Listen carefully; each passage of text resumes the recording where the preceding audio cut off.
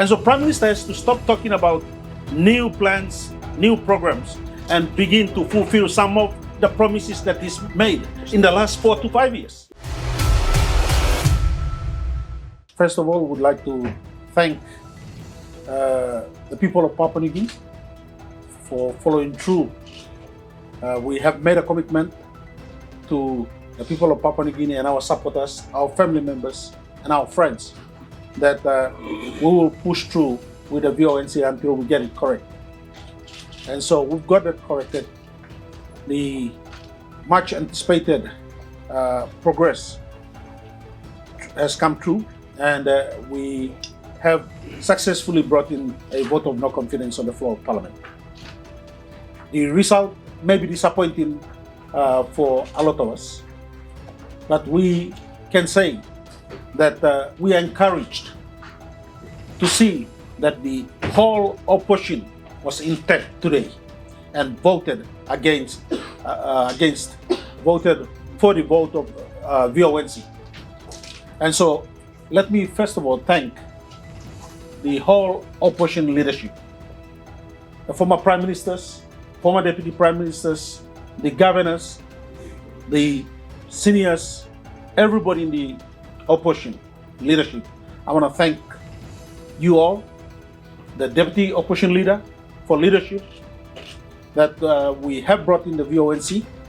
Though we lost, but we are encouraged, and we want to tell our people of Papua New Guinea that this is not the end.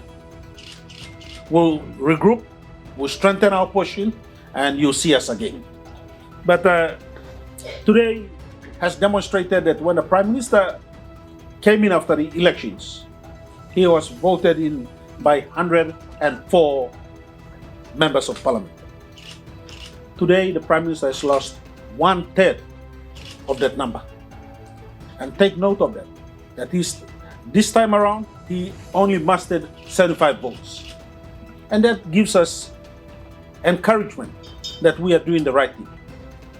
You heard on the floor of Parliament, we emphasized through the speakers, myself and the alternate Prime Minister, that the country currently is going through a lot of struggle.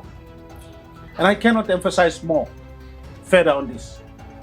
We all know the country's struggles, and Prime Minister cannot continue to tell lies to the people of Papua New Guinea with this treasure.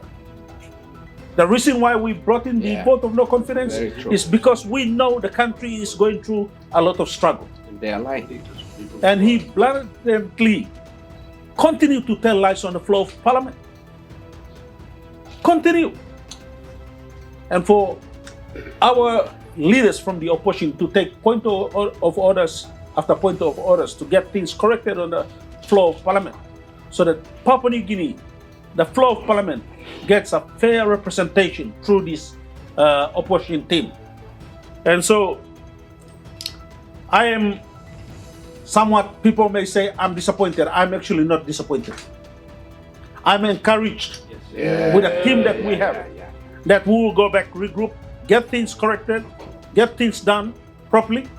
We will continue to talk to our friends on the other side. And we have seen a lot of disappointed members on the other side today. There were a lot of smiles in the past. Today, I did not see any smile on the other side, but disappointed leaders. And so we have to get some people responsible for their actions. And as we regroup, as we get together this evening for dinner and in our meetings, we'll be discussing some possibilities. One of the possibilities that we'll be discussing is why adjourn Parliament to November, when there are a lot of businesses, Parliament business that needs to be discussed.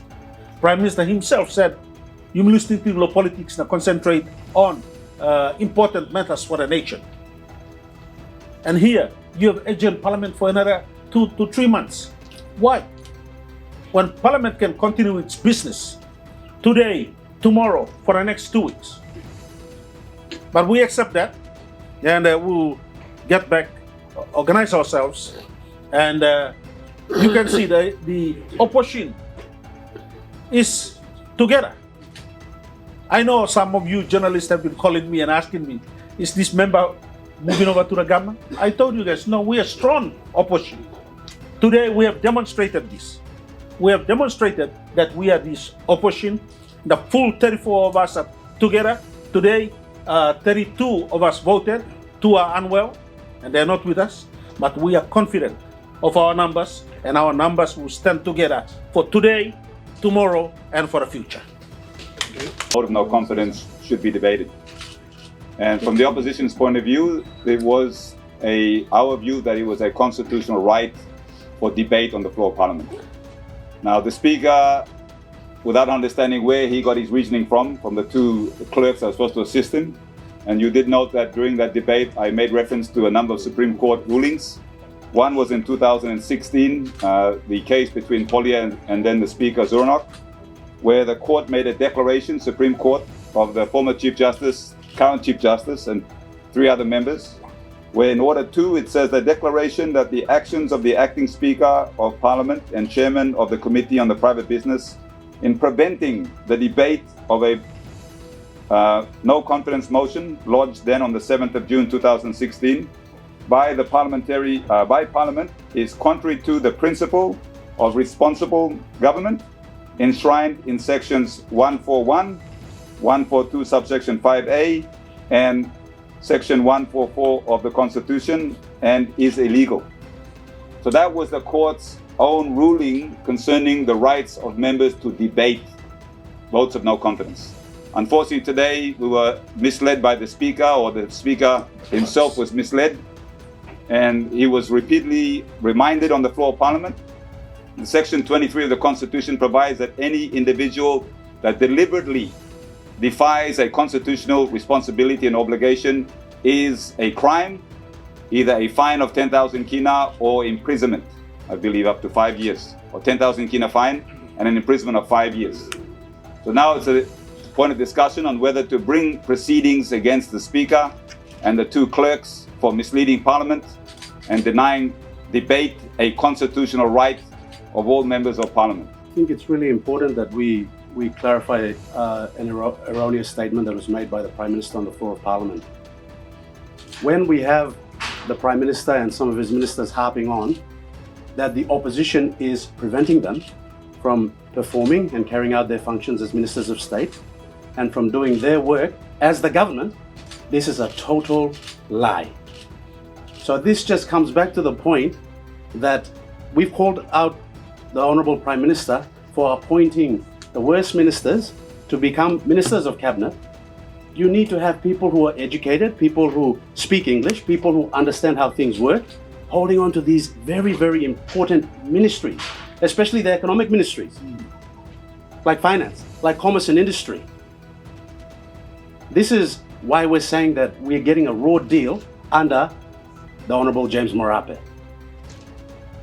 And this can't be allowed to continue. So you can't sit there and then say, oh, the opposition's impeding socio-economic indicators here, we're impeding government performance. We don't get any funding. In the budget, the opposition doesn't get any funding. So we're making a call that law and orders fail, that the health sector has absolutely failed, that education has failed, that we have a youth bulge issue in the country that there's absolutely no solution for. Unemployment's just through the roof, and you've got all these economic indicators that are just regressing. They're going downhill. Cost of living crisis, inflation. People can't afford to buy tin fish and rice. Now, this in any other democracy would have compelled a prime minister that's for the people to resign. Law and order out of control. He would have resigned. So we have to judge a prime minister based on the content of his character. Is what is happening here just and fair? Is it honest? Is he maintaining his integrity? The answer is a complete no. So we've got to stop the charade, and Papua New Guineans got to just not accept this facade that's been propagated here by James Marape and his Pangu cohorts. It's not good enough. And that's the call. And we stand by that call because things will not improve. Everything that's failing here is because of weak leadership. He's indecisive, he can't make the tough calls, and you have to judge the Prime Minister by his cabinet. Who has he appointed to be around him to control how the country works? That's the first test, the litmus test. Is he able to take any responsibility for his actions and his decisions? Porgera, he made a decision to shut down an operating mine. Why are we in this mess? Why are we having this FX crisis? Is he able to take responsibility for that decision that he made? 4 years on, Porgera is still not functioning in full operation. We've got all these issues of law and order in Porgera. Have you seen the illegal miners in Porgera? Why are we lying to the people of Papua New Guinea? These lies have to stop. So I just want to encourage everybody that the opposition has nothing to do with the government's performance. If ministers can't perform whilst there's a VONC happening or whilst the opposition is doing their job and holding them to account, then you're completely incompetent. You should tender your resignation. We should stop the raw deal that we're giving to the people of Papua New Guinea. And this is the message. So today was round 1 of the VONC, and round 2 will come, because we can't allow this to continue. We are going to fast become a banana republic, and we won't have a country if this continues. This is how serious it is. Fisheries, forest, all these plans and talk about downstream processing again and again. Talking about opening this project, this. But Prime Minister has made so many announcements, and we are yet to see one announcement come to fruition. And so Prime Minister has to stop talking about new plans, new programs, and begin to fulfill some of the promises that he's made in the last 4 to 5 years. Stop lying.